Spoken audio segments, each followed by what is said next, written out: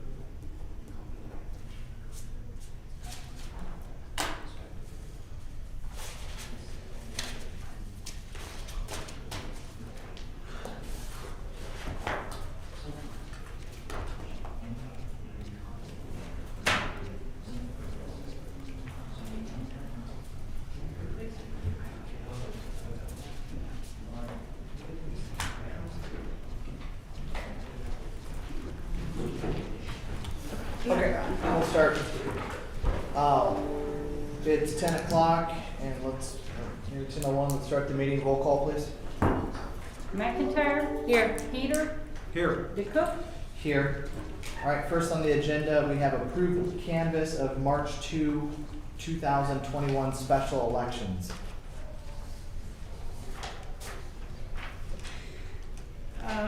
Did you all get a copy of the resolution that I sent out? And for Indianola Mayor, Pamela Pepper received 682 votes, Michelle Steen received 131, and Stephanie Erickson received 670. So Pamela Pepper would be the winner for the Indianola City Mayor. Martinsdale St. Mary's Community Schools had a public measure to adopt a revenue purpose statement from the state of Iowa's Secure and Advanced Vision for Education, and they had all yes votes of 34. So the Martinsdale St. Mary's Community School revenue purpose statement passed with flying colors. So that would be what I present to you all today. Thank you. Do we have a motion to approve the March 2nd canvass? I'll make that motion to approve. I'll second. Is there any discussion? Seeing none. Tracy, please. McIntyre? Aye. Heater? Aye. DeCook? Aye, motion carries. Number 2, consider memorandum of understanding with the Teamsters 238 regarding modification of Article 18, parens wages and parens with possible action. This was on our prior agenda, and we came back to it today. Is it Dawn? Is it Doug? Who is presenting? Sheriff. This? Sheriff? And Deputy Olinger represents the union on that one, so if you guys want to come up and talk to the board about that MOU. The board had previously agreed to an MOU back in January. The union wanted to change the language of it, so that's what came back, but I wasn't involved in any of those changes, so if you guys just want to describe it to the board and what the MOU is. My understanding is that it's an agreement between potentially the union and the board that will allow the hiring of new deputies or new employees throughout the sheriff's office at a rate above what would be incoming based on years of service at another agency of our profession. In a nutshell, that's what I understand. And did the Teamsters union not agree to our position or your position? They sent it back. We sent them a memo. Right, the board adopted it, but the Teamsters did not. The Teamsters did not pass it. It was very vague, and we just wanted something that was a little more structured, which is what we put together, and did pass most, the union, so now we're presenting that back to you guys as another Okay. option. So this is the revised one, Yes, sir. Correct. That's the revised one back from the Teamsters. and you're okay with it? Yes, sir. Okay. That's all I needed to know. All right, thank you.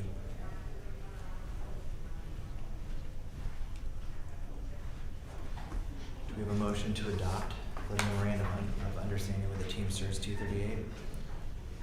I'll make a motion to approve the memorandum, the MOU, Teamsters 238 with Warren County.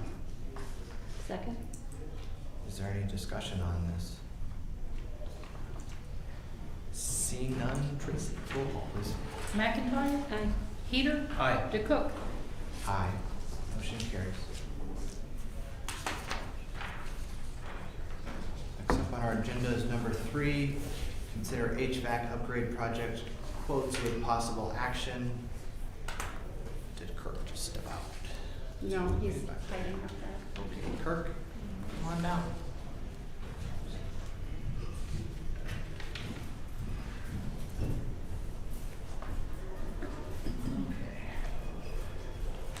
So with the HVAC updates, I sent all of you the quotes that I received. We got 2 quotes, one from XL, one from Baker Group. XL came back at a cheaper rate. And this included, with their proposal, this included the door access and air purification. Baker Group came in at $126 with just some of the updates, not including the door access or purification. Now, they did give me a quote for door access, and it was an additional $17,000 on top of the $126, but that still didn't include any of the air purification. The other XL proposal we did have was an additional $17,000, and that was to do the air monitoring, so we can tell, so we have a better feel of how much air we're actually moving through the building. I guess my suggestions would be if we could include both the XL proposals together, do them all at once, and then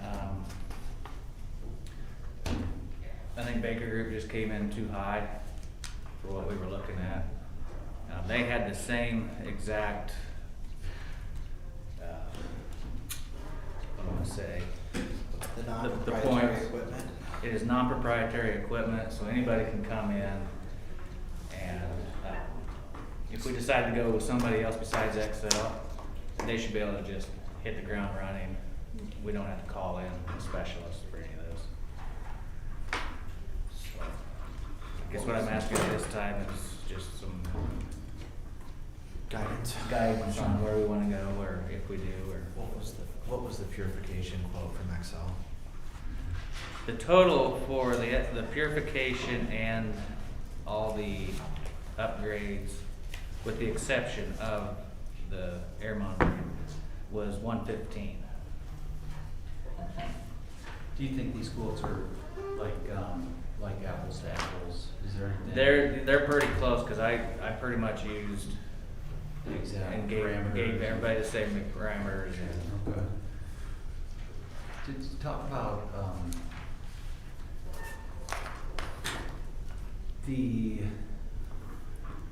is there a return on this investment relative to like energy savings costs, or I'm trying in my mind to like we're spending, and I'd just be interested in any kind of ROI Sure. feelings that you have.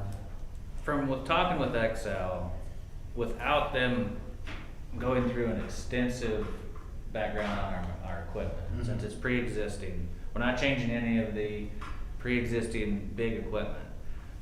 They feel conservatively 25 to 30%, because we'll be able to more fine tune, and right now we're not able to ramp down some of our fans like we want to, and this will give us the ability to, like at night, bring those down to more of an energy saving Mhm. ability. Excellent. You know, and they're just trying to be conservative because they can't really give you any hard numbers Mhm. without them. If they've installed it, knowing what everything was supposed to run at, then it'd been easier.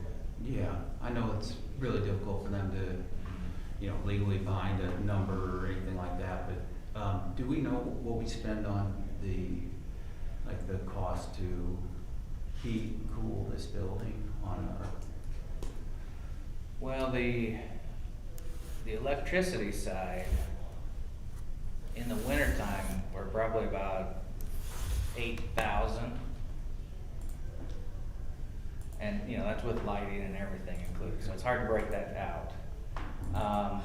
Gas is different, I can't even remember what those are, probably close to $1,000 or Yeah. something like that. The time that it'll really hit us is what we're coming up against, when we start getting the chiller kicked on, and that'll really start sucking some energy. Yeah, right, yeah, it's 100 degrees outside. Right, it'll be working all the time. Gotcha.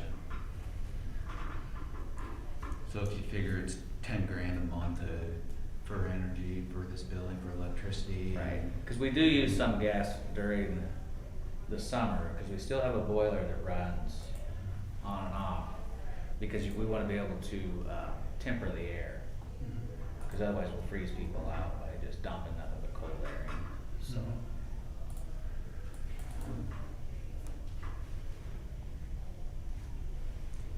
Well, the electricity is not gonna be impacted in any great deal, is it, Kirk?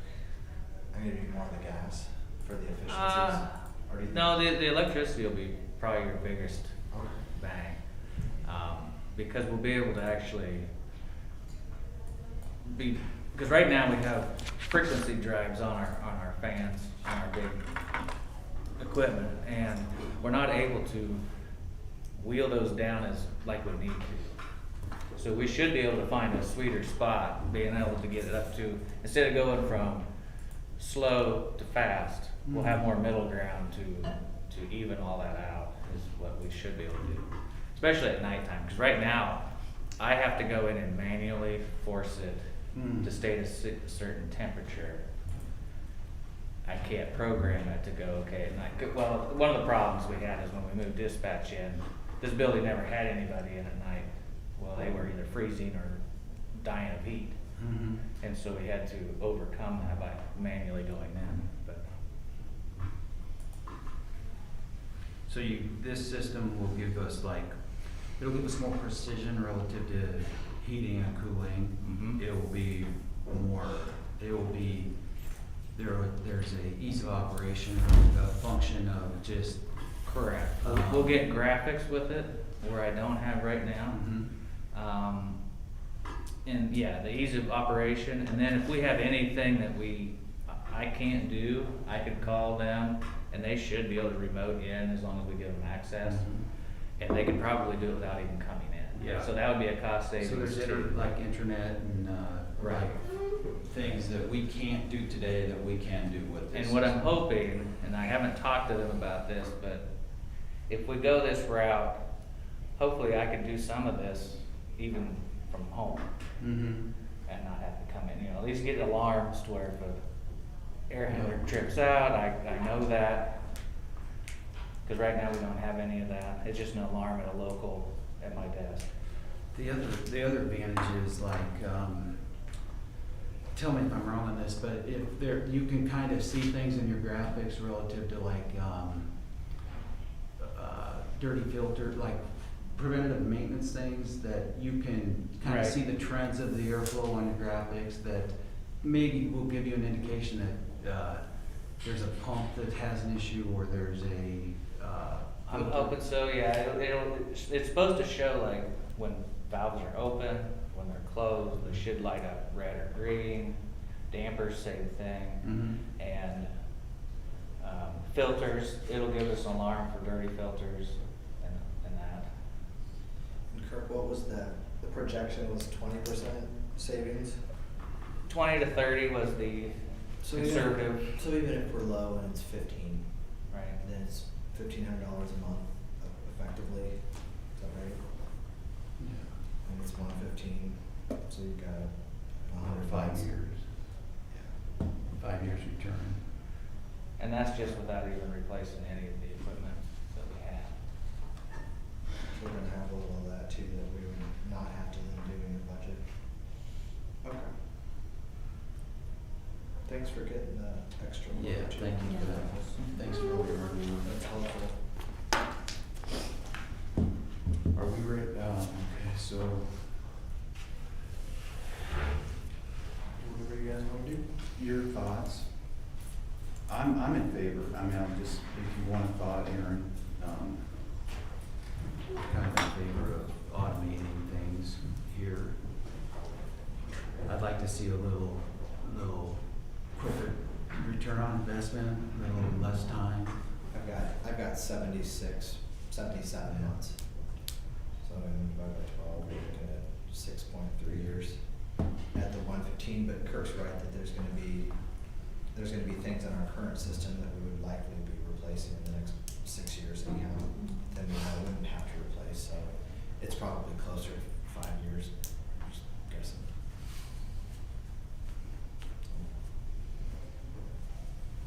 Whatever your thoughts are. Thank you. I'd move to approve the HVAC upgrade to the Excel quote. I'll second. Does that include the air purifier? Is it an air purifier, Kirk? I'm sorry. Does that include is it the air purifier? Is that what the second piece is? No, the second piece was monitoring the airflow throughout, through the air handlers and stuff, so we can tell how much air exchange turnover we're getting through the building, so. Cause it kinda looks like the EPA and the COVID stuff, they're getting a little stricter on your office buildings as to where, how much air you're actually moving within a certain space. And a lot of us can't tell you. So We're it's- trying to get ahead of that a little bit, since they're gonna be here, but. I'd accept an amendment to that motion. What's the total? That's up front, yeah, that's 132? 132 then.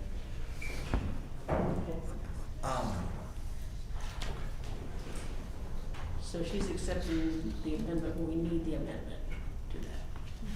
Aaron, I'll second. Somebody needs to make the amendment to it.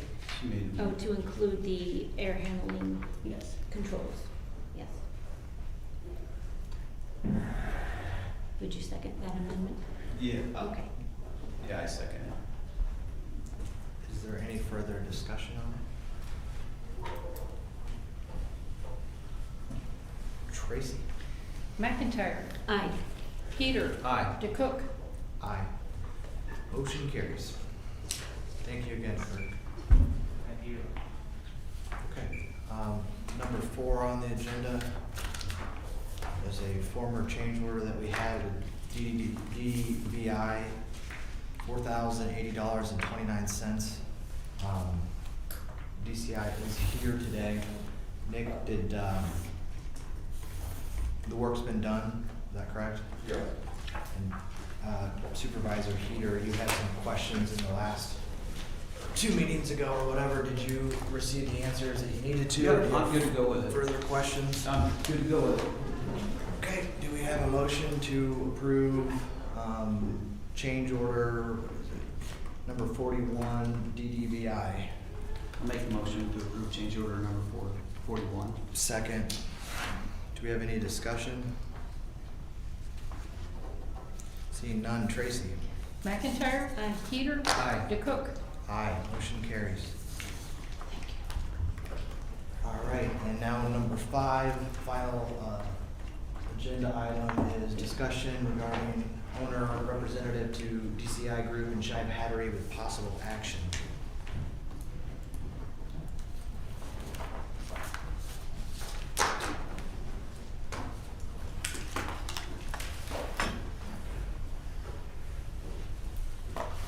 I assume everyone received my memo dated March 3rd.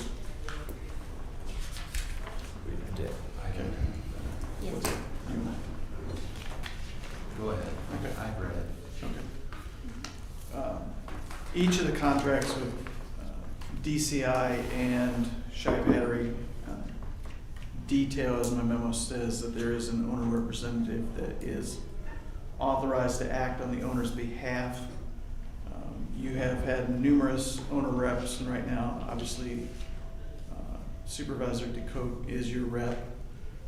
We have never done it to where the owner rep can act unilaterally.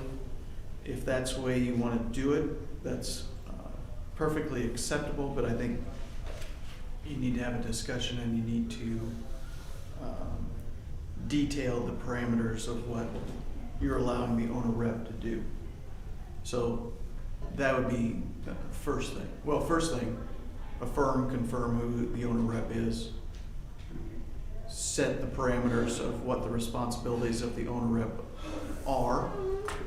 Is that person just merely a point of contact, or is this somebody who's going to act, on your behalfs?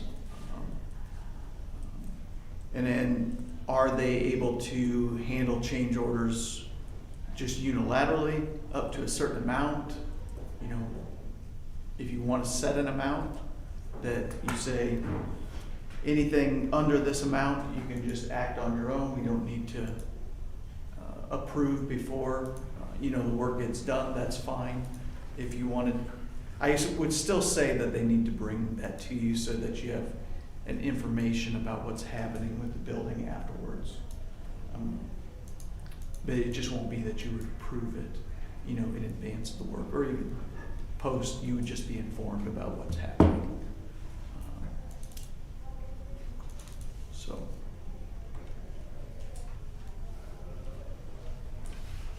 The other thing that I talked to Mike Lewis after our last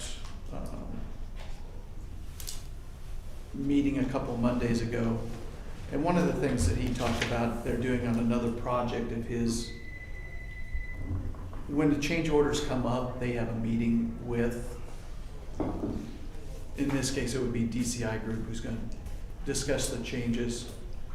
The owner rep is there, takes in what is said. If it's under that amount, can make the decision there.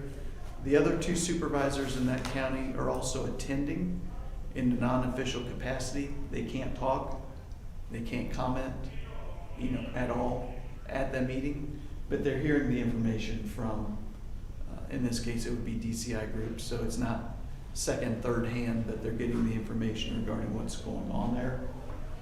I think that's a really good idea, because then you get the information. If you want to follow up with DC, if you're not the owner rep and you want to follow up after the meeting, certainly you can do that with DCI Group, and I'm certain that they would have a discussion with you, some offline, so to speak. Okay, so those are the things with regard to the owner rep, and depending on what you want to do today with that. You can do nothing and keep going, or you can kind of alter your course right now.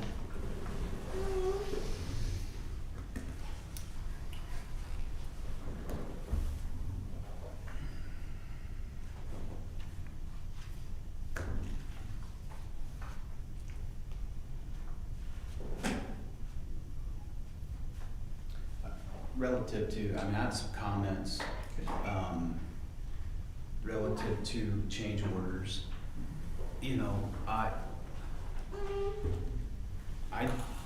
I think it's okay for, to ask questions. I don't necessarily think that, bringing every change order to a Board of Supervisors meeting and trying to understand every single one in that format is so good.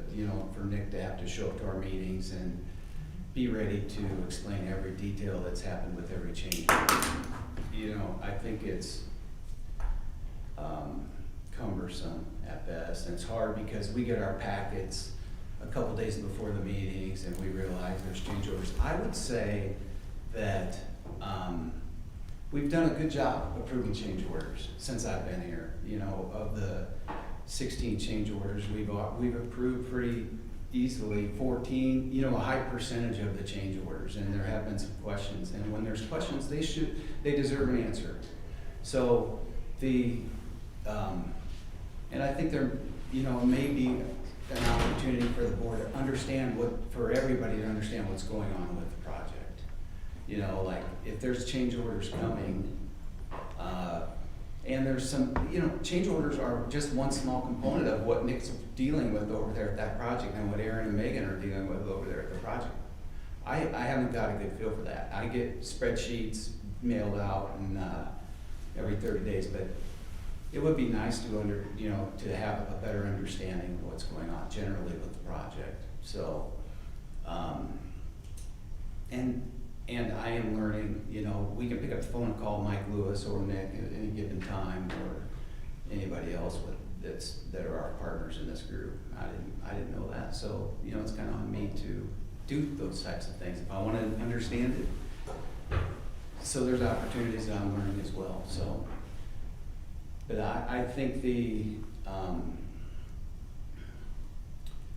I didn't think that there was a huge change order problem here. So I didn't pick up on that. I still don't think that's a major thing. I think we've done a good job. I mean, the meeting prior to the one where we didn't approve Nick's change order, there was a $40,000 change order because American Energy they didn't show up. We had to use a blanket system to keep our systems warm and our concrete warm, and that came through. That was understandable. You know, there was a third-party supplier that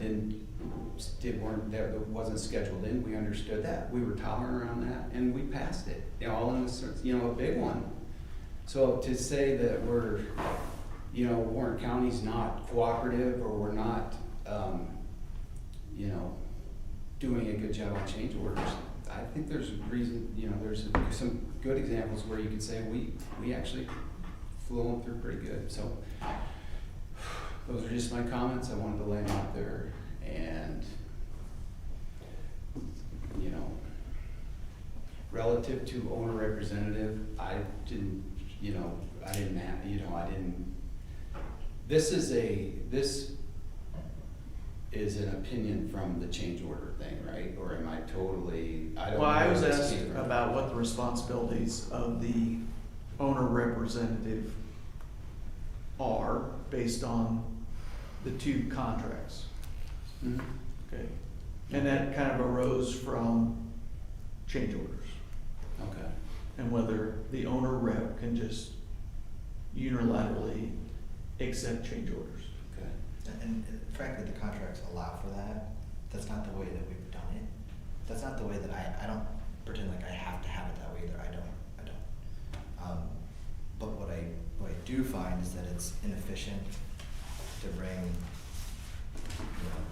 $300 here or there to a meeting, or when we have $1 million of contingency budget, and I think it's $770 or $750 remaining, to bring less than 1% or some fraction of 1% to those. And I think that there's probably a better way and a more efficient way to do that. And so because the contracts allow that, I've brought that up to the board. If the board doesn't want to do that, that's fine. The middle ground approach is probably set some dollar figure, as Doug's alluded to, where under 5,000, under 3,000, under 10,000, under whatever, then we can do that or not. I feel like it's vastly inefficient if we have one or two and it's $600 to bring in our partners and spend a bunch of time on it. So, with the understanding that there's regular meetings, and I think that our attorney makes a good point that in an unofficial capacity, whoever, and maybe it's not me, I mean, maybe Crystal wants it or Darren wants it, that's certainly an option. Although I think for continuity's sake, that's probably not our county's best option. But the other two non-owner owner reps would be certainly entitled to come to those meetings, and if they have questions. And it's not like we're trying to hide stuff, it's just that the project's gonna have some things from time to time, and I wanna deal with them more efficiently. And since the contract allows it, I'm like, well, there's the easy button. I'm not bent on it, I don't have to do it that way. But if the board wants to set a number and say, hey, it's 5,000 or something, I mean, you have, keeping in mind that there's about $750 of contingency budget sitting there for, you know, contingent issues, and that would fall under change orders. I would say that if it's some menial number of $500 or less, don't bother. If it's 5,000 or 10,000, that probably makes some sense, but whatever you two want, whatever the majority of the board wants. I am for a more seamless system. I'm not, I do think that bringing every change order to the board and requiring a detailed understanding of why they're happening, I don't need that. Like I'm whoever, you know, I'm very comfortable with Aaron making those decisions. And we know, Aaron, I just wanna say, I know you're not hiding anything. Like, I know you're not like trying to hide anything. Yeah, If we're giving you that indication. Our 1030 has a number of them. Those are owner-directed ones, and I think that there's some misunderstanding maybe about the differences between vendors that are bringing a change order because they didn't see something, whether they should have known or not known, and that's, you know, that's something different. We also, and at our 1030, a lot of those are owner-directed change orders, which means that one of the users, myself, dispatch Doug, the sheriff, someone looks at it and says after the fact, after the documents went out, that hey, for efficiency's sake, we think maybe we want to have a secured wall here versus an empty hallway. Well, once the building was designed, anytime you change something, there's always going to be a cost to it, whether it's time, whether it's materials, whether it's electrical now doesn't need to be run here but run there, and concrete needs to be here, and so there's always going to be something, and we have some of those, and I'm happy to bring them all. I'm not trying to hide anything. I just want to be efficient with it, and frankly, I don't want to bring some number in the hundreds of dollars and spend a whole bunch of time or get our people here for that, because when you look at the totality of a $34-35 million project, and we're talking grilling or questioning, or it is wildly inefficient in my eyes. Yep. I agree, but it's been the lack of communication to the rest of us that really has been in question for me. So, but I received a report that was one of the first that I've seen since this project, so I am hoping that will continue on a monthly basis.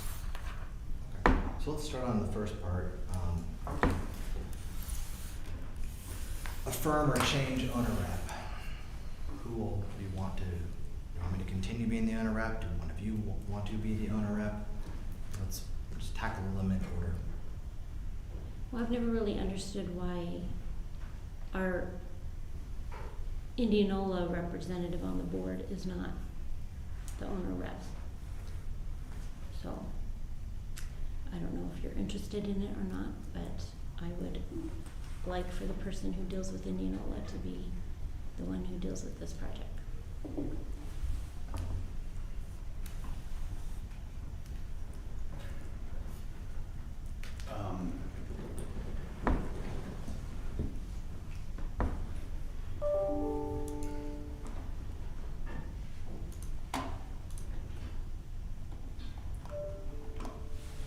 I think it does make sense in that way, just because I think it makes sense for some reasons, but I think,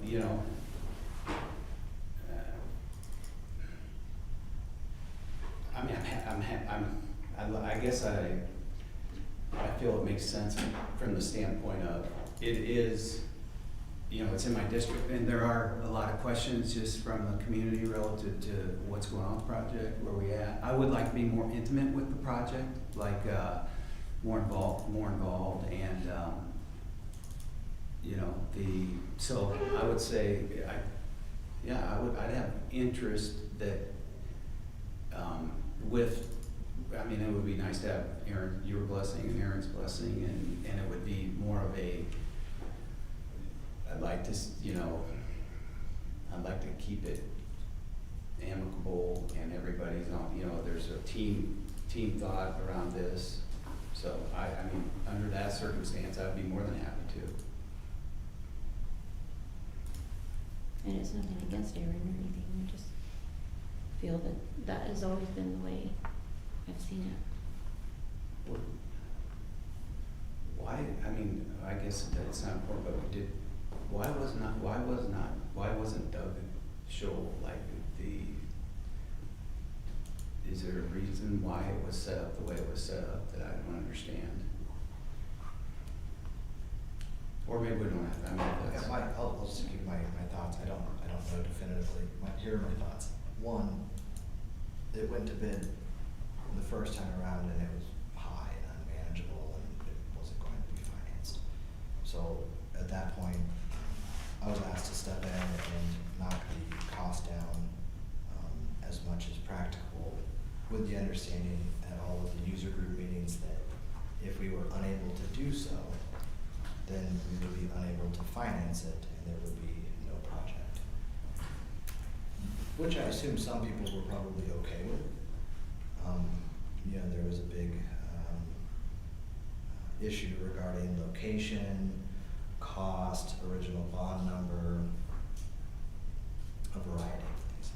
So to make it feasible, I was tasked with looking at the plans and working with our attorney's office, our sheriff's office, dispatch, the courts, and coming up with a way to make a financeable building.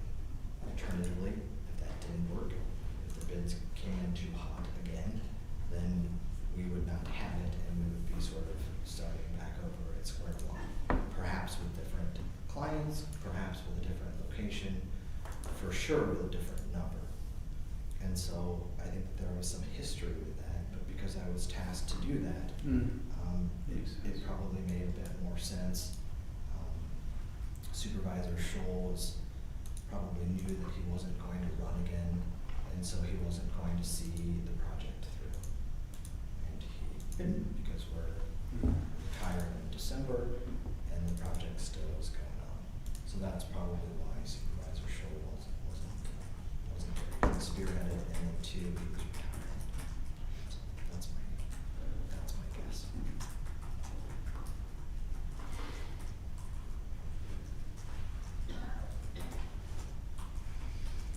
And I won't have hard feelings either way. I do think for continuity's sake, it would make more sense in my mind to continue to be the owner rep in some capacity. Whatever the board wants to set those parameters at, that's fine. If you're really eager and wanting to do that, I'm fine with that too, Darren, honestly. I'm completely fine with that. We can then set parameters for you, and I will be in the exact same position where I'm gonna say if it's less than 10 on just the change order, I would say, work with other people and see if it makes sense. I'm kind of fine with that. So I would say I would prefer to continue, but if you and Crystal want you to have it, that's fine. No worries here.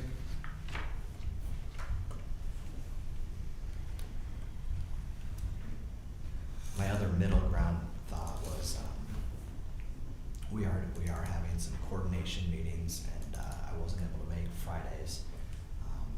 I did read and appreciate the summary from that. I was gone the last Friday, and I'll be gone this next Friday. I'm traveling, but future ones, there's going to be a fair amount of meetings between Leola and our project, and I would certainly encourage you to do that, to lead that. But if you want to do this too, I don't. Dealer's choice.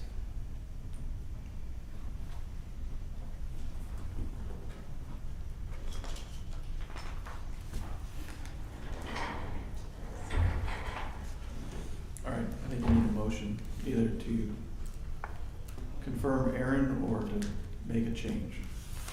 Let's move it along. I would make a motion to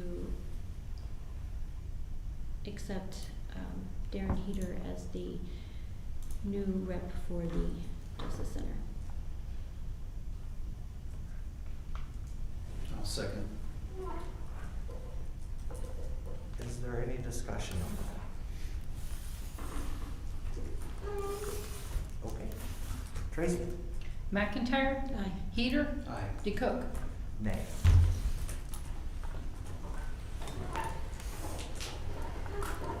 Second on the county attorney's list was parameters. As I previously stated, I still think it makes little sense. And so I would be very comfortable with having 10,000 or less on owner rep for the contracts, being able to handle change orders.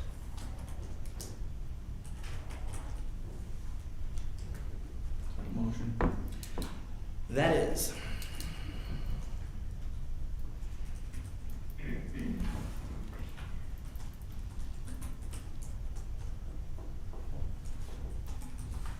I think 10,000 is a bit much for my taste. I could go with 5. Would you accept that? Yeah, that's fine. Then I'll second that.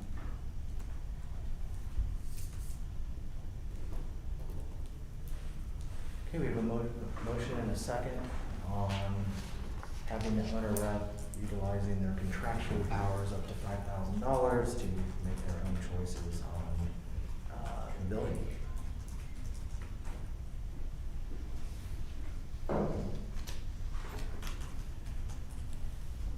And could we get a roll call, please? McIntyre. Aye. Heater. Aye. DeCook. Aye. And number 3, can you refresh my recollection, Doug? I don't remember what that was. That we would work with DCI and Shive to have the owner representative at meetings to talk about change orders, and then the other 2 non-owner reps could also attend. And I don't think you need to take action on that, other than if that's something that you desire, then that's something that we would work toward. Is there, let me ask this question. Is, if I, were just able to have a summary document that, you know, every meeting was updated, going through, challenges of the project, status of the project, can I send that out to the board members without violating any laws? Really, like, here is what's going on with the project, here are maybe some of the things that we need to be, that, you know, the whole board, like the board needs to, all I'm saying is to simplify, so they don't have to come to the meeting, you know, they don't have to come, they don't have to listen, like, it's just, it's downloaded to them on a regular basis. Can I do that? You can send a report like that, but commenting back and forth would not be a wise idea. Okay, So it's just once a you all one-way receive the direction. report, then have your discussion in your meetings. Well, I'd be happy to do that, Aaron, and I think it may prevent you from you and Crystal from having to do, I'm willing to do that. I think I can do that. I think I can give the board a good comfort level with what's going on. And I'm happy to do that, but I don't need to do that. It's just a thought that I have. I don't think the last item needs a vote or needs anything. We can Kind of play. what we want. All right. Thank you, Kevin. Thank you. All right, that is our 5 action items for our first meeting of the day. For time, 10:43. So do we need to adjourn this meeting and then have the next one, or can we just roll to the next one? All right, can we have a motion to adjourn? So, Second. Tracy? McIntyre. aye. Heater. Aye. DeCook. Aye, we are adjourned. All right, next up, March 9, 10:30 meeting. Discussion of pending Justice Center change orders.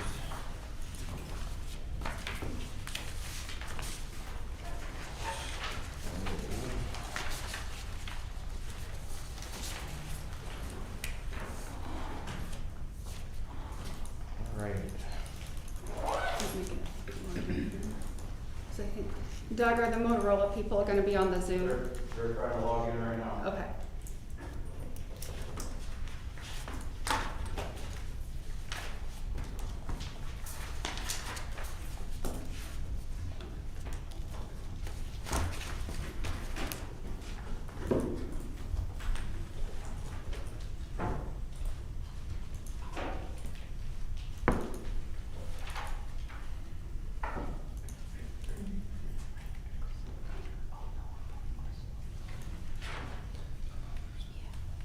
Which one do we want to start with?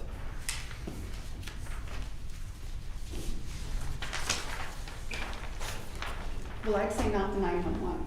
Yep. I think your proposal request number 9, which is the floor plan modification in the basement. Okay, let's do PR9.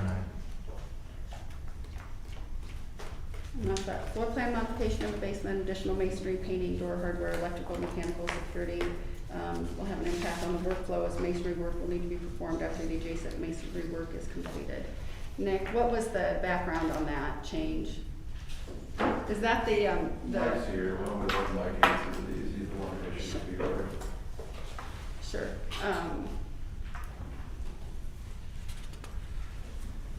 Good morning, Morning. Mike. is this okay, sit here? Certainly. So proposal request number 9 has to do with a modification on the lowest level on the south end of the building. In our furniture, fixtures, and equipment review meetings, the 3 meetings that we had, we were asked to consider moving what's called a security vestibule further into the hallway that would allow this storage room on that south end on the lower level to become available to the occupants the floors above. So it's a shift in the security line and where that security vestibule falls. Originally, it was set there because that storage room was identified as a potential space to be inside the security line. So this request simply has to do with moving that security vestibule. And then there was one additional door that needed to get added as a result of that, and some adjustments in the ceiling. So it's really comes down to whether or not you want to make that space available to the courts occupants or the business occupants of the building as opposed to inside the security. If it stays the same, you could have the other occupants get in, they would just go up to the intercom, push the button, and the control room officer would need to let them in. So it's really a bit of a convenience thing as to whether, who gets access to that and how. And can you refresh recollections on who requested the change? I'm not entirely certain, but I believe it was the county attorney's office in those meetings because they felt there would be a use for them to utilize that room. But Doug, correct me if I'm wrong if that's not the case. So I'm not entirely sure who will use that room in the end, but I think it started in that conversation when we were meeting on furniture, fixtures, and equipment. I did make that suggestion for a change. One, I know that storage room was there because we didn't know if we were gonna do the east and the west cavities in the basement. And obviously, we've done those now as alternatives. Correct, those So- came later, right? Right. Mhm. So this was gonna be the only storage area in the building, Mhm. and I understand why it was done that way. Mhm. Part of the reason I suggested that we move that door back too is at some point, we're gonna have to get around from the east side of the basement to the west side of the basement. Changing it later doesn't seem to make sense to me because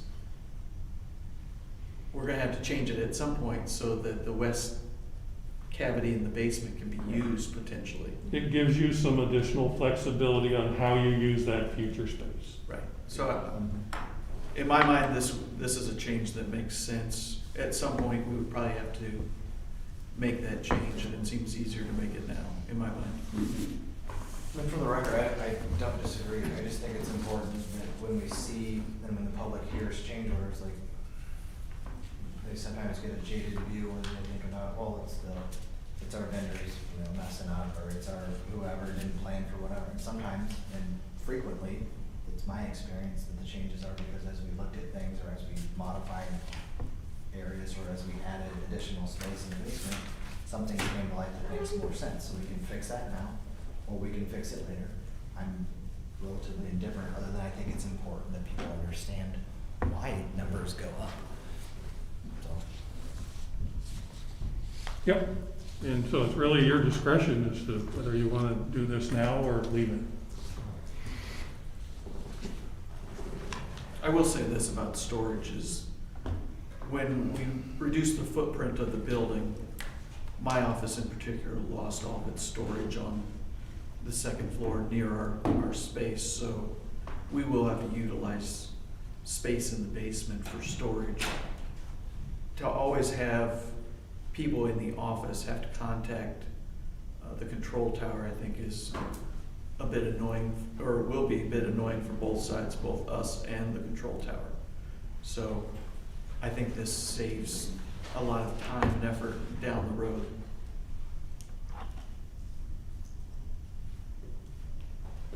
Okay? Are we trying to approve these today? Megan? This is just a discussion item to know whether or not you want to move forward with a change order. So these are proposal requests.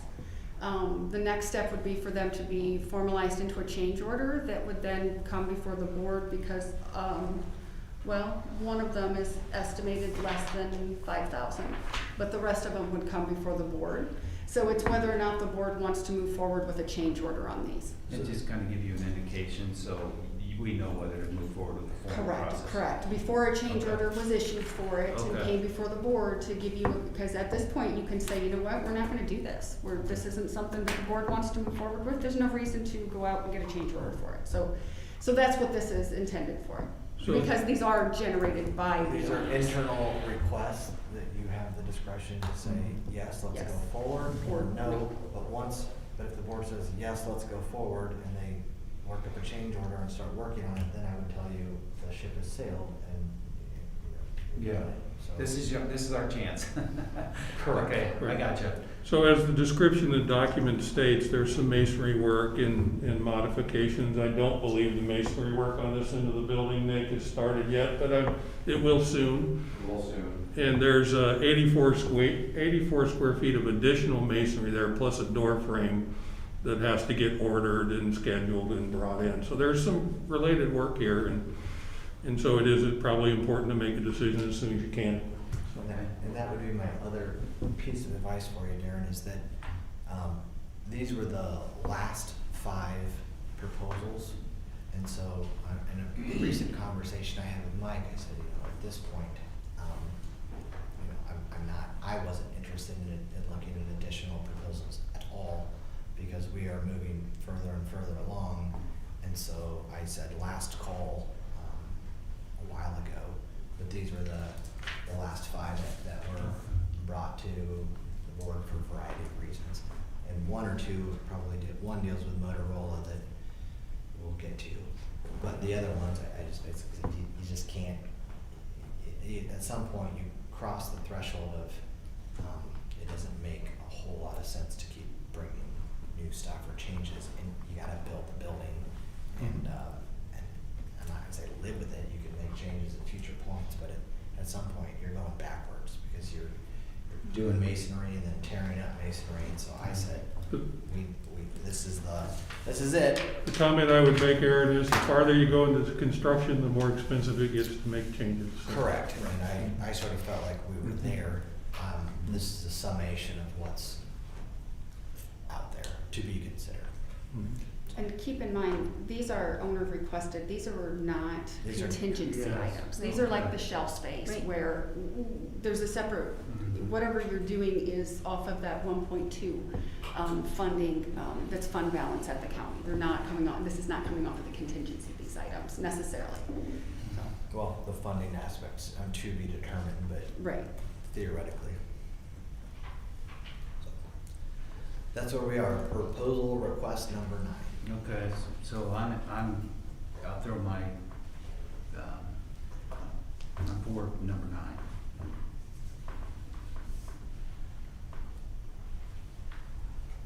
Yeah, this makes total sense. Move forward for a change order. Mhm. I don't know as though we actually need I don't think we actually need a motion, or we don't need anything really. Honestly, we just need to give direction to our, It's just you're done. Yeah. to our contractors to work up the change order, and then we'll address it when it comes, or not, depending on. Right, the change order will get prepared and then put in front of you for action. Okay. There's direction on PR9. I do have, Do we have there's- Motorola? yeah, there's two people that joined via phone. I'm not sure who it is, but I'm guessing it's Motorola. And Doug's. Jeff Elliott is the project manager, and then Jeff Elliott, who is the electronic engineering vendor. So I'm gonna tell the board, this is the one that I struggled with the most. It's not an insignificant sum, and we have some questions that are, DCI just doesn't know Mike doesn't know the answer. We need some technical knowledge from Motorola, but I'll let Mike explain what PR10 is. I will say this, I don't see a workaround without doing this. So my goal would be to get it to be the least expense possible. I need to know what we need to know what sort of conduit we need. If we can get away with 2-inch versus 3, I think that saves some money. But we've got some technical experience on the phone, and Mike and Doug are here, so please do explain. Just to start it off, probably not the complete or whole story, but at least to get it started, coordination work sessions after construction started, we were discussing the need to put 3 5-inch conduits from the 911 communications center in the building up through the roof, of which where Motorola would put an antenna array network on the roof. And it was in that discussion that we arrived at a 3 5-inch conduit consideration. I don't think, from my recollection, and others can have, correct me if I'm wrong or have a different opinion, I don't think we knew exactly how those 3 5-inch conduits were going to get utilized. It was just a provision to have that in the project. So we put that proposal together, and you see the price in front of you, the rough order of magnitude, I believe, of $40,000 for that. Subsequently, as we were working through the details, because the 911 communications area of the building is considered an emergency shelter, when you penetrate that emergency shelter with any conduit size greater than 2 inches in diameter, you have to put special protection in behind those openings. It's basically for projectiles. If that tornadic event happened and something were to come through that opening, there's a steel plate behind that, and the code is very specific that says 2 inches in diameter or less is acceptable, but anything over 2 would require this protection plate. So that then brought us to the follow-up question, and from a designer's perspective, these are 3 5-inch openings, we would have to do this, and we started asking questions. What ultimately will go into these conduit? How many do you need? Because there's a greater degree of detail that we're now looking at and considering. And again, we're just looking at it from, we'd like to know more specifics so that we can finalize this. And I think that's where we're at today in our mind, and wanting some additional feedback from Motorola on exactly what will go in it and how many are needed, how many are future, just trying to get to a greater degree of understanding to get this done. So that's where I'm at, and there may be other conversations needed in the dialogue here beyond mine. From our standpoint, the reason we went with the larger ones is because there's such a long length from the dispatch room to the roof, so you get a lot of line loss. So they can use, to accommodate that line loss, you go with a thicker coax. Well, thicker coax and a smaller thing, it's harder to fish it through. So it was trying to make it more efficient to get the 5-inch to be able to accommodate that larger coax. The other consideration we have to have is with this being R56 grounding and all that, so I can't remember what the rule is, but then they were talking about another one for a separate conduit just for the ground. Mm-hmm. But that's the reason why we're doing it. It's basically strengthening our system. It's putting the current VHF antennas against the backup consolettes that we're currently using on the ISIC system, and basically it gives us communications if we lose connection to all of our tower sites. So my takeaway from that is the larger diameter conduit is needed. And therefore the special protection for the projectile protection we would do, of which we've given Nick a detail on how to put that protective plate in, or at least we've had the conversation on that to discuss what that's gonna involve. What does Motorola have to add to this one? By all means, would like to know. I would like to know. What I hear is some guessing, and that's fine, and I get it, but I'd like to hear from Motorola. Would we be able to set it, because the Motorola engineer had another conflict today, would we be able to get with your engineer, with Shive's engineers and Motorola's engineers, and actually hammer out a detailed diagram so we're all on the same page, and come back to the board with, this is exactly what we're proposing? Is that a better option, or are we at a timetable that we have to?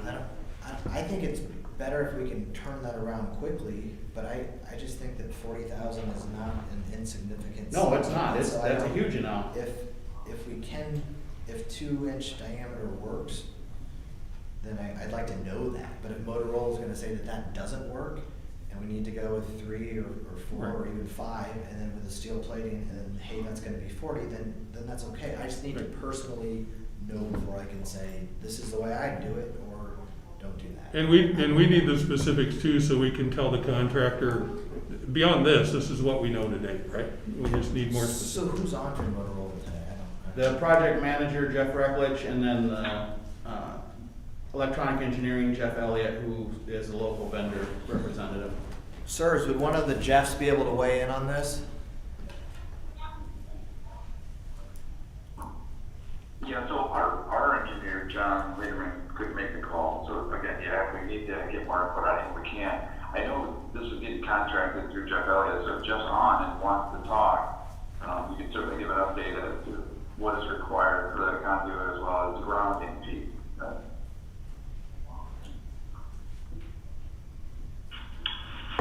Hi, this is Jeff Elliott.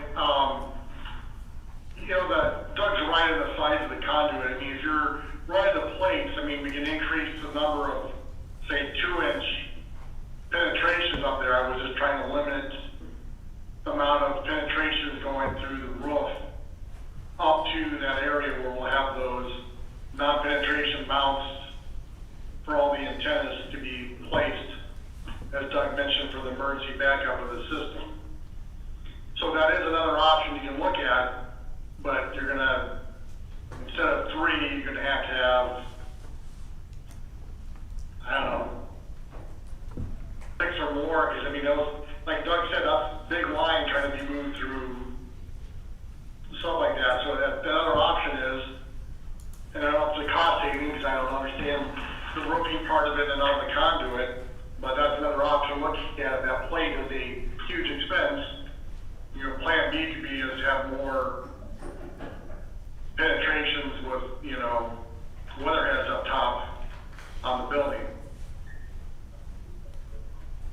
Okay, so it seems like that's probably gonna be the result, and we're gonna need to do it, but I'd sure like to know definitively that that's the case. If we could find that out and have a response by Friday, that'd make the decision-making process a lot easier, at least for me. Is that possible? You were breaking up, I apologize, you asked a question, I know something by Friday. Yeah, would it be possible to have a definitive answer on that by Friday? Like, do we need to do proposal request 10, that scope of work? Or not? Proposal request 10 is, We'll have to ask the Motorola engineer, I mean, for the size of coax. Another thing is, can we go down size of coax? Doug, do you have the footage from that entry port to your room, how many feet that's gonna be? I don't know exactly. Estimated? proposal request 10 is 3 5-inch conduit running from the shelter north and then vertically through the 2.5 stories that we have to the roof. And I'm sure that the electrician who did the calculation on our drawings can tell us the length of what it takes to get from point A to point B. There is a calculation been done on what that length is. I just can't tell you today what it is. The other thing here is to look at here. Oh, 5 3-inch conduit. This isn't traditional electrical, so you can't have any 45, so everything's gotta be a sweeping 90 to be able to run conduit, coax through the conduit properly. Unfortunately, coax doesn't react well at, 45-degree right angles. And just to clarify, I was being a little dyslexic. It's 5 3-inch conduits, not 3 5-inch conduits. 5 3. Right. I don't know the metal plating side of it. I don't understand. I understand the safety aspect of that. I know the cost aspect of that. And how it's got to be set up to be protected. But the larger one, yes, is easier. The smaller one, you're going to get more, and then you're going to have more, what I call potential roof leakage, I guess, for a better way of saying it. By having more smaller penetrations coming up. I'm thinking long term, I'm not short term when you do the install, but as we all know, as years go by, roofs need to be repaired, leak, whatever, and that just adds another layer to potentially Warren County in the future. That The metal plate, just see if I can be descriptive or give you a visual. When you penetrate the sidewall of the shelter with the opening for the conduit and the cabling to go through, if that hole is bigger than 2 inches, it requires a plate behind it. That plate is 18 inches off the face of the wall. There are metal brackets that hold it to the wall, and it gives you a means to get around that opening. And so it's once you get beyond anything greater than 2 inches in size, and we're talking about potentially 5 3-inch conduit, so clearly it's larger, and that plate will be whatever size it needs to be, with 4 through bolts through the wall, protecting that opening from something coming through in a tornadic event. So there's just a cost to do that plate only at that one location where we penetrate at the shelter. Once you get past that and you go on up through the roof and through the building, it's no longer a requirement of the shelter requirements. And this was in our original design, but it was a 2-inch hole. Well, because this is being added, we didn't have the plate requirement, so it comes along with the addition of these conduit penetrations. So,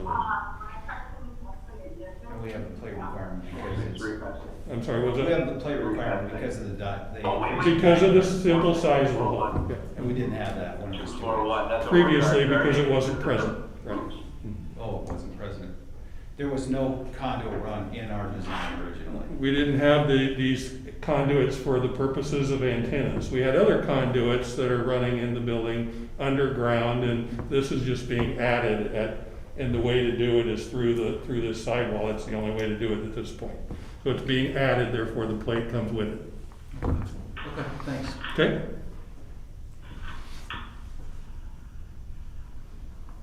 Okay. I would say for now, until we know definitively that that's what we have to do, and let's not give it a nod one way or the other, but my guess is that it's probably gonna happen. We're not gonna have a choice, are we? No. Yeah, ultimately, I mean, it's Not if that. you wanna have dispatch function Yep. in there. It's just a matter of the size and how many is the determining factor. And then Doug, is the cabling and the grounding gonna come through as a change order on the Motorola project? That's the other piece that I'm not. That's the discussion we gotta have with the electrician, because it's probably gonna cost us more to have electronic engineering come in and do the R56 grounding versus having DeVry or whoever the electrician is, that's part of the design. But that's, again, up to you guys. But has DeVry's received any specs from Motorola in regards to what the expectation is for the R56? The standard for R56 is just standard for R56. I mean, that's. It's electrical grounding standard for RF. The electrical contractors have ability, but if they have questions or something, we can work with Motorola answers. I have certified R56 techs in-house. This is Jeff from Electronic Engineering. I mean, taking one, let's just for example, taking one of these conduit that we're looking at placing in there and having the grounding cabling running through that and having it meet the R56 standard, okay. But then there's the application. Where do you want it grounded? At what location? How do you want all that coordinated in? There's some things to work through there, I think, because the electrician doesn't know. He knows what R56 grounding is. He doesn't know how you want it implemented. That might. Right. And so there's some things to work through there that we need, right, for him to know. Then we just need to set up a meeting and we'll get this all ironed out before we bring it back to the board. Who sets that meeting up? Like, is this Mike, is this a design thing? Is this a construction management thing, like driving this meeting and trying to get the answers here? Is that on you? Is that on Nick? Is that on Doug? Who's Well, gonna do this? it's not, it's a good question, because right now it's not a part of the construction of the project, and it's not a part of the design, and so it's getting added in. And so we obviously just need to have the meeting and implement the change appropriately, right? I mean, I can take the lead from a design perspective of setting the meeting up, but ultimately it's gonna take others to carry it out to implement it. I can only go so far in the design conversation. You hand it off. at Right? some point. Yeah, yeah. I got you. Right. Totally understand. Okay. I would encourage them to set the meeting and get it started. Yeah, as soon as we're done here, I'll call, see what times are available. Let's get you an answer. Let's figure this out. Yep, we get it taken care of. Okay. And if I may, this is not on any of these, however, it has been up in conversation before. The fire suppression in the IT room and the 911 IT room were designed for code. However, there is a request that it be upgraded to a, I'm not gonna say it properly, Doug, what's it called? Like an F500 system, a suppression system. Where it's a waterless system. Yeah, waterless system.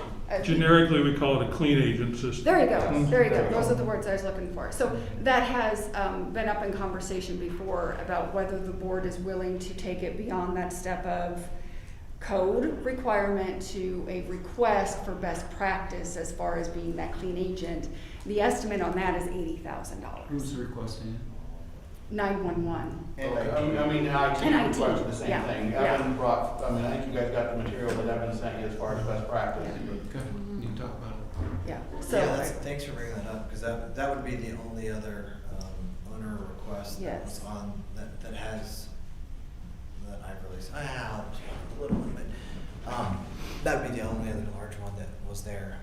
My take was that I wasn't supportive of it.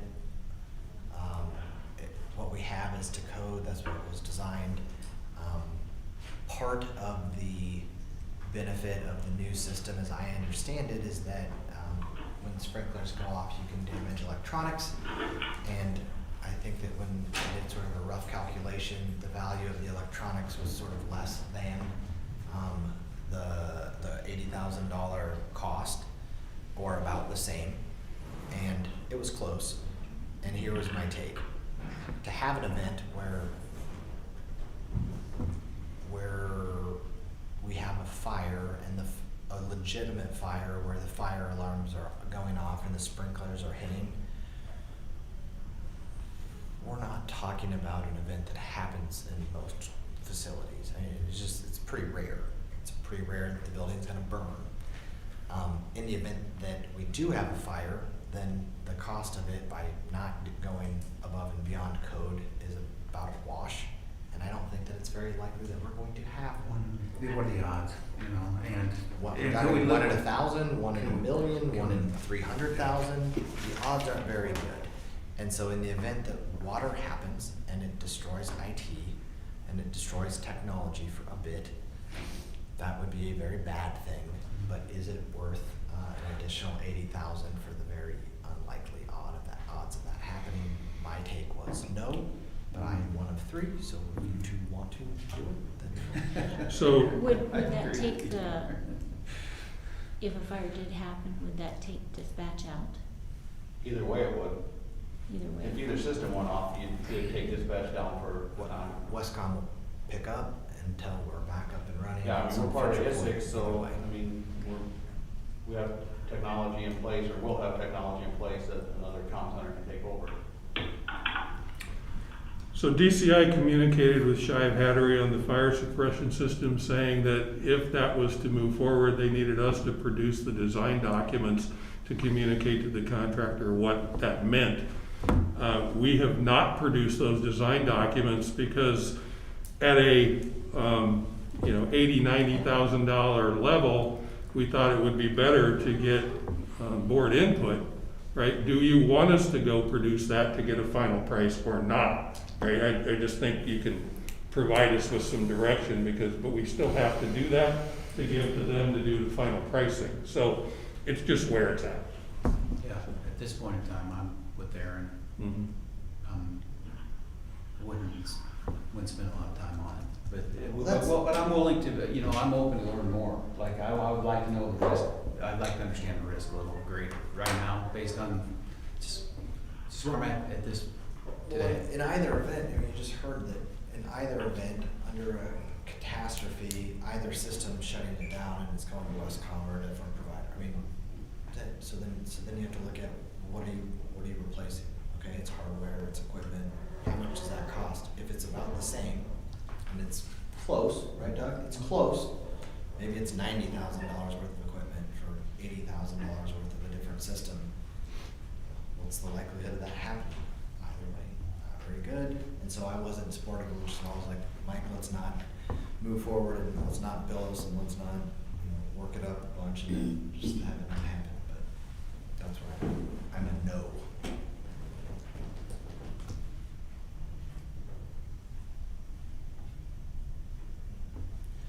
So, Crystal, any thoughts? I'd like to learn more. If you say that, then I believe it. Okay. I'm open-minded to learn more, for sure. We can revisit then if you'd like to. If you want to bring it back at some future point, I would encourage that to happen sooner rather than later. We'll take it as part of our meeting and Okay, get the pros and cons, and I'll get IT involved. thank you. Thank you very much. But just so you all know, I won't be changing my position on no, because it's $80,000 or $90,000. It's like, it's similar to like, It's a cool system. It like sucks the air out of the room, I believe. Is that right? it's an insurance system, right? Like, it's like, if your house is worth $200,000, you spend $200,000 to insure your house. Right, It doesn't make sense, right. Okay. Okay, so we're gonna come back to 10. They can discuss that some more or bring more information for the board members if you'd like to revisit that one.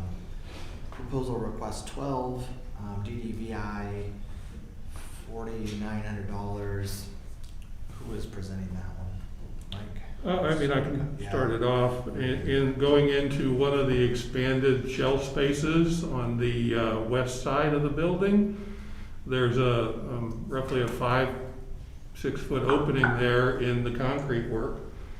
And their request was to put a door onto that. We didn't have a door on it, it was just the open shell.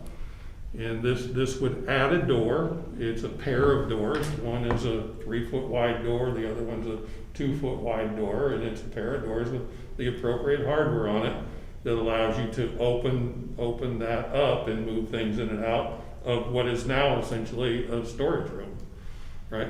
And so this is to add the door to that opening. So for the benefit of the board and Darren specifically,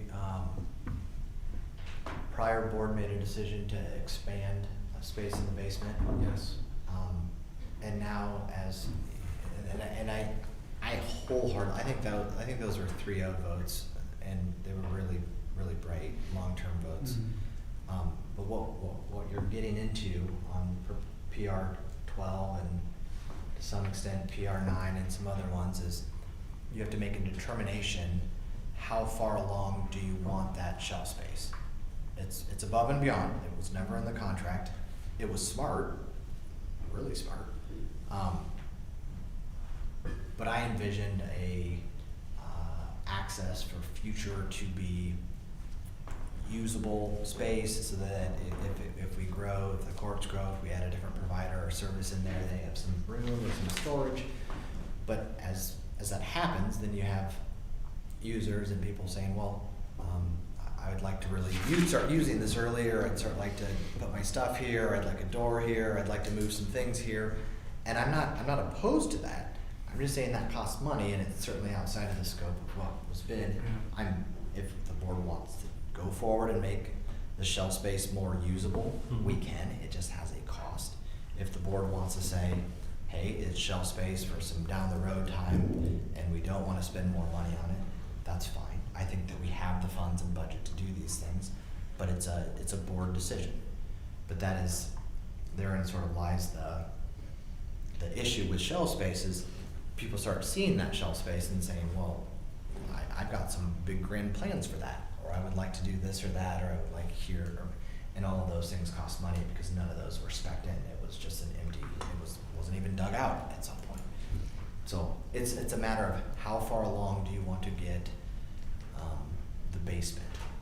And I don't know. I mean, I would be supportive of it. It's just basically a door and it's $5,000, but that's a you all call. Without the door, anyone would have access to it, to utilize it whatever they may want to use. The door was more so you could lock it so that people aren't just taking over the space without it being understood that it was being used for something. Whether it be if somebody wanted to start using it for storage or moving things in there, the door was so that there was a door to be able to lock it, that this is, shelf space to be determined at a future use, not just whatever purpose anybody wants, because it's an open area. It would give you the ability to secure that individual area. Right now there's a hallway that serves that opening. It's the security vestibule going into the vehicular sally port on one end, and on the other end there's a control door, a cross hallway door on the other end that has a classroom lock set on it, so it can be locked. Somebody could come from the inside, open the door up and let somebody in, but you do have a door on either end of that hallway. So it would provide additional control of getting in and out of that room. Yes, there are also other doors. That's all I'm saying. So it's not an exterior door? No, it's to an interior hallway. I'm not particularly in favor of this one. I'm kind of like Aaron, I'm in the middle. If someone is adamant that I need this door, I just not hearing that. I'm just, hey, there's a door, it might make it, better. It's really just a matter of how, we're not gonna finish the basement. We're not You're right, exactly. walls and offices and Right. future courtrooms down there. It's not budgeted, it's not envisioned, and it's not needed. Right. But it's a matter of how far does this board wanna sort of move that space along. It's probably more efficient to do so at this phase than it is at a later phase. So I would say that there's probably some cost savings to do so. It's probably prudent. I'm indifferent on it, but do you know, was it another county attorney request? Was this one, who was? This was Kirk and I. This was Kirk. Yeah. Oh. But I'm okay with doing it. I just want everyone to be aware of, as the numbers are gonna grow, it's a board saying we're gonna put some shelf space in the basement, and now it's a board saying we're gonna make it a little more than just, and you can keep going on that spectrum as far as you wanna go to, until you have courtrooms. It'd be nice to have some flooring down there. It'd be nice to have some drywall up. It's concrete, yeah. I mean, it'd be You nice know. to have lots of things, but all of it costs money, so it's just a matter of how far do you want to go. But I think Kirk requested this one, so Kirk, you're here. Do you want to talk on it? I would request that we do it, for one, if we do it now, I think it's gonna be cost savings. Plus, I have a maintenance spot, but for doing any heavier banging and disturbing of course, that's where I would prefer to do it. So if I had tools down there, I'd like to have them locked up. And then, plus, we've seen how the storage gets in this building. We see a space, we take it. And I would like to try let's go through some proper channels on how we foresee maybe storage or whatnot.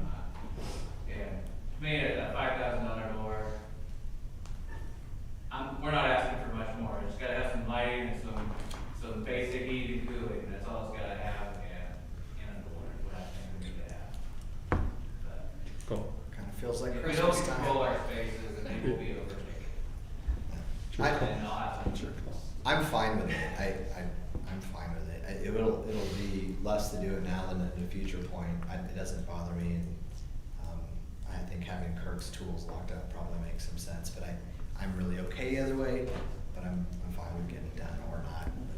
Just like number 9 above, we prepare a change order and put it in front of the board, right?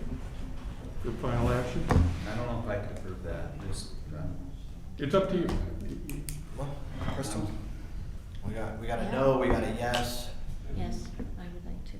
All right, well, then at least it looks like the indication is we've got 2 out of 3 that say, let's look at the change order. If it really comes in at 4,800, then fine, the board can look at that one. Hey Doug, that might be a little odd. What do we got if we've got a change order of $4,800 and the owner rep says, that's in my wheelhouse, I'm not so interested, but the other board's already said, other 2 board members have already said, let's go forward and get that PRs and then look at the change order. Would we still be allowed to look at the change order? Absolutely. Okay. Well, then as it should be, then let's look at the change order. as it should be. All right, number 13. To my knowledge, number 13 is still open-ended. There are a couple of door openings that have some additional hardware which would require card readers to be added to them. They were locations that weren't previously identified, and so we've prepared that information and given it to DCI. But I haven't seen any final pricing on it. Some of it has to do with the fact that a part of the work has already been installed, and it's a little bit more complex to get that in, and we're trying to work through the best way to do it. But we've told them what we need to meet the owner's additional hardware requests, and now it's just a matter of working through it. Any updates on that? And right now, the best order of magnitude I can figure on that, and I don't have all of it right now, it's sitting around 5,000. And the request this one came from the judiciary? This was the 3 exterior doors that were only fire exits. I believe the county attorney requested be made entrances.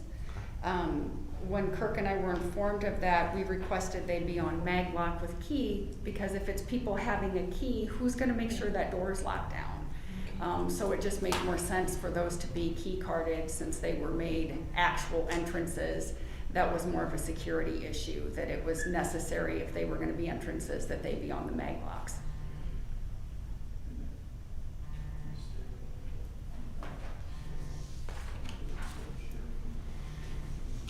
So we're still working through it, but there's a rough order of magnitude here. Is the board Okay?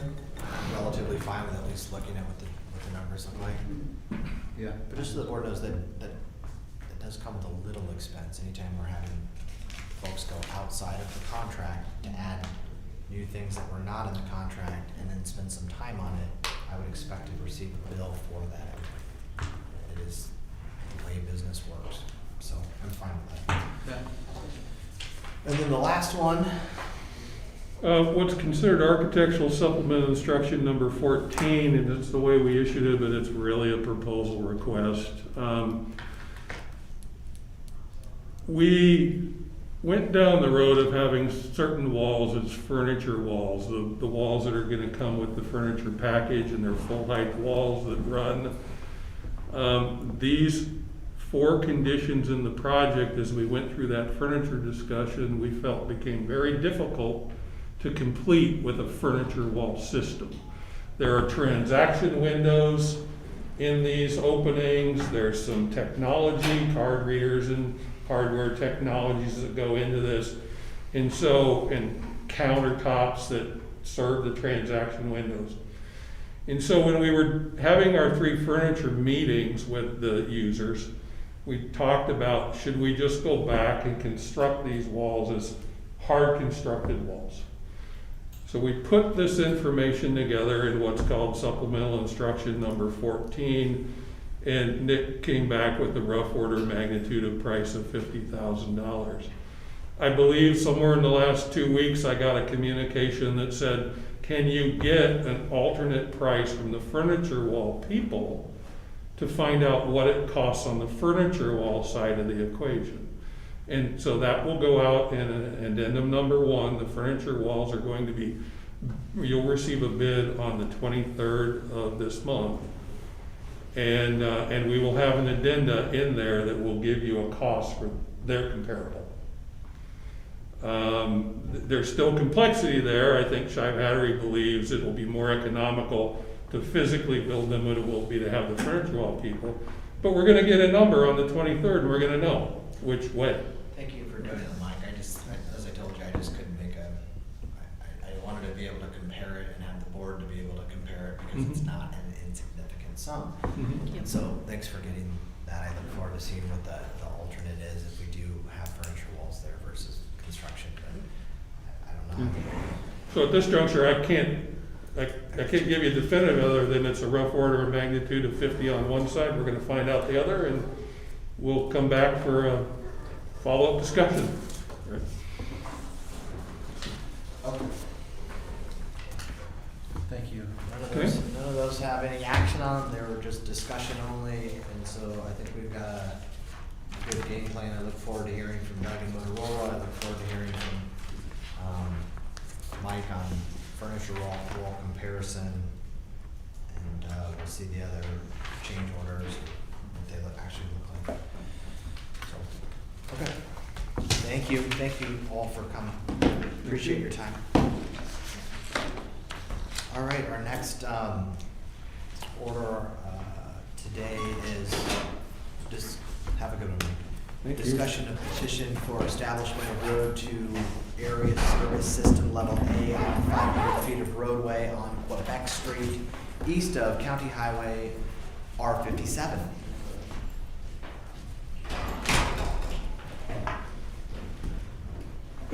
So the purpose of this discussion is to just get the board's bearing on if a potential buyer of this property wanted to turn this residential, if they'd be willing to either do a petition or resolution to upgrade it. Our department feels it's pretty cut and dry. Got 130 feet of right of way. It's graded out nice. There's a new structure there, or what we consider new. And I brought Dalton in. Took off work today to be here, so I'm trying to make it quick so he can get back to work at Norwalk. Because we're in the home team for here. But how would you feel about if a property owner were to put down the application of Rocket needs that we could convert this road at a future date to level A for 500 feet? So I guess it gets into that chicken or the egg argument. Potential buyer might not want to buy it for residential purposes if there's no chance for it to be converted. But our department has no issue with converting it. It's my understanding he's gonna fit the bill for this? There's discussion, that'd be up to the board whether there's some cost sharing or he would foot the bill for the rock, but we estimated at $9,100 to get a 6-inch base started out there.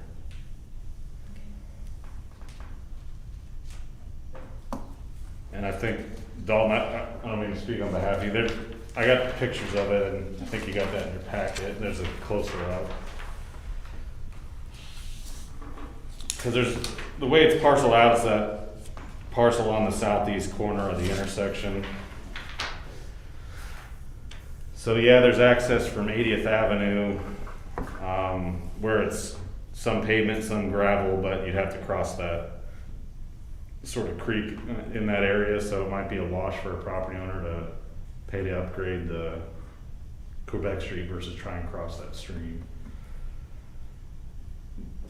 So I guess at a future date, if a property owner comes along and they're willing to pay for that initial application of rock, would a upgrade of 500 feet be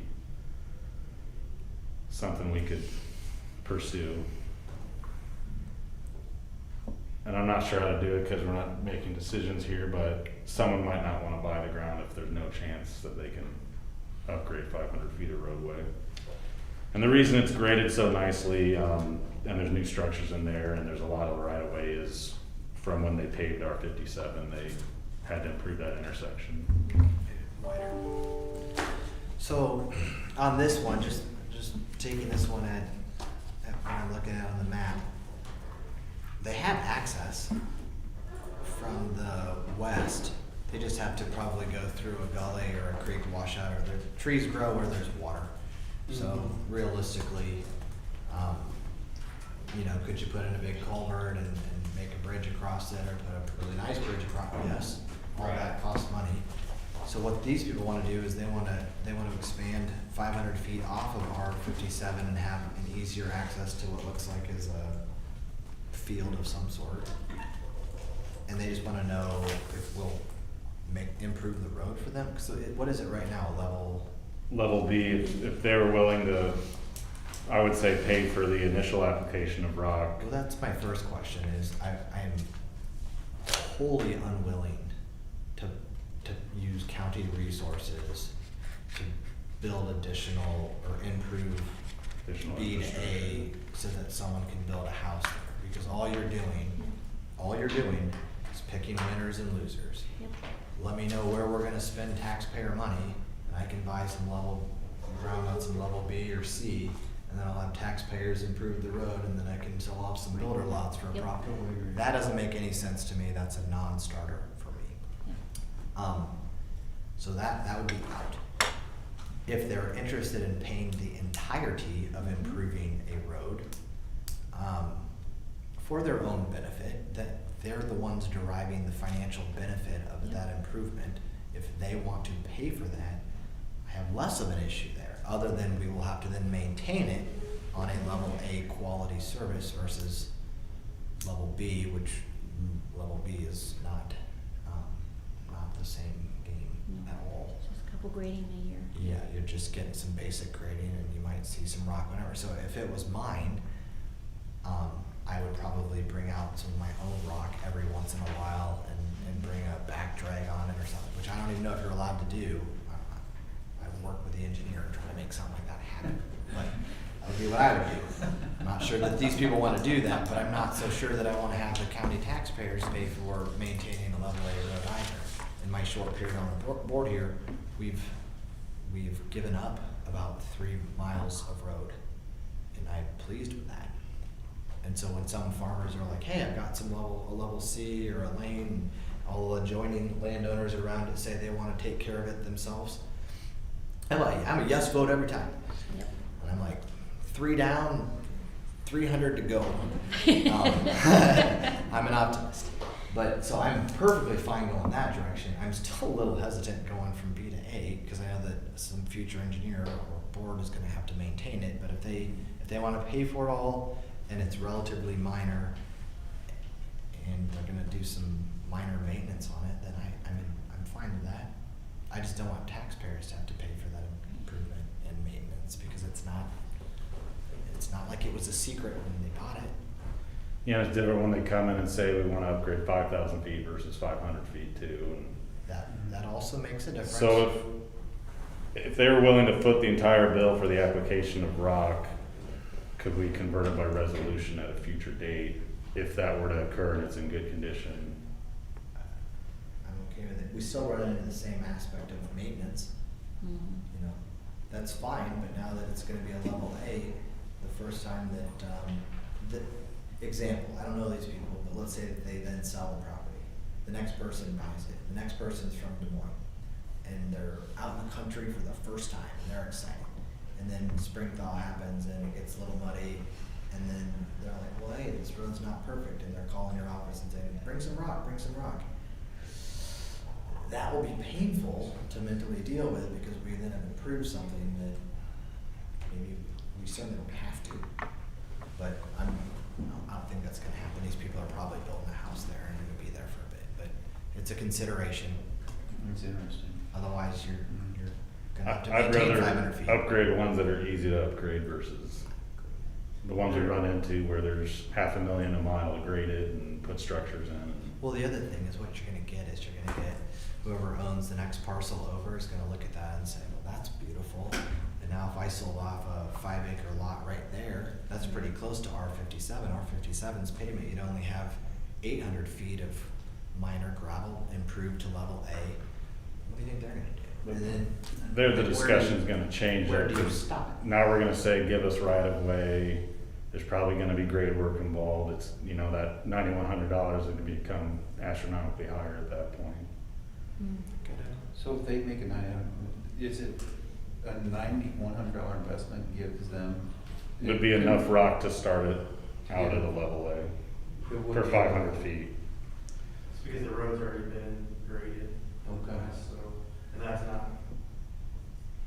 that's not normal around the counties. When they paved that road, it was such a steep drop off that I think they added like 10 foot of fill to put in a new culvert, so it would be a good exit off the highway. And the rock being on that little portion of dirt will actually be kind of beneficial to us, because right now we have a dirt road butting the pavement. So Tracking when money. you drive on it, they track all that slop off of the pavement, so 500 feet kind of be like Is the road already widened, the first 500 feet? yes, And that was done when R57 was repaved? Okay. all that extensive grade work is already been See, done. this That's is- why this is so cheap right now. This also puts it in this is a little different.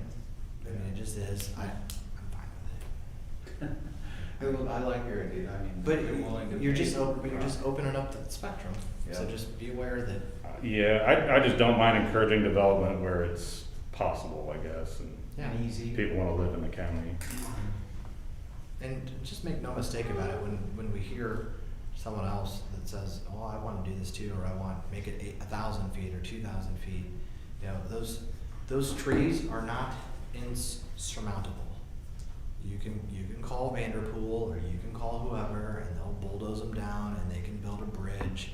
There's some fancy private bridges in this county, crossing some really nice water. It just costs a lot of money. It doesn't mean you can't do it. It just means that it's possible and maybe not as practicable, but doable. So I guess I'd say if it's built up to our standards, would the board be willing to upgrade 500 feet of road, given that it's built up with the rock ahead of time, not? Considering that it's already mostly there, and now they're just adding rock, so long as they pay for every cent of Of expense. the rock. Right. And we would ask that they use a local contractor or some contractor so that we can keep our trucks on the other roads. Yep. Okay. I agree. If they're willing to do that, then I would be fine with looking at a future resolution in that limited sense of the road was already expanded when R57 was done. It's 500 feet. They're paying every cent of it.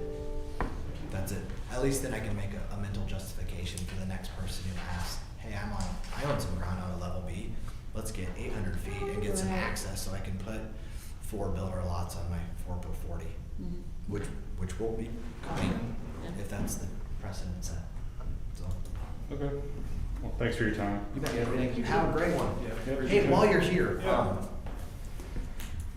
it has been very dry the last 3 weeks, other than snow melt. How can you give sort of an update? What's your take on? Why did you say that loud? Oh, I think we need the rain that's supposedly coming in this okay. case, because I think it might rain tomorrow. it's good for the farmers and it gives us some moisture to work with in the roads, because we don't want to bone dry roads either and grind up the rocks. So So now you want moisture on your roads. yeah, now I think parts of the state are looking at a drought. So Why did I say this? Why did I do this?